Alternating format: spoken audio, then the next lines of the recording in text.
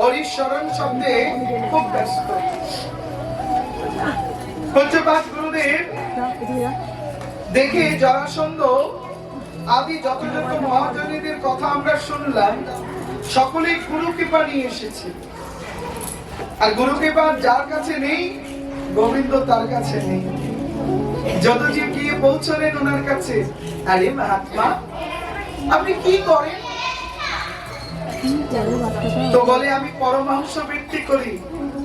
পরমাংশ বৃত্তি কাকে বলে? বলে দুধ আর জলকে আলাদা করে, যার জল দরকার তাকে জল দেবো, যার দুধ দরকার তাকে দুধ দেবো। নিজে সে জিনিস খাবো না, কিন্তু নিজের হাতে তত্ত্বাবধানে রাখবো যাতে অন্য ঠিকঠাক খেতে পারে।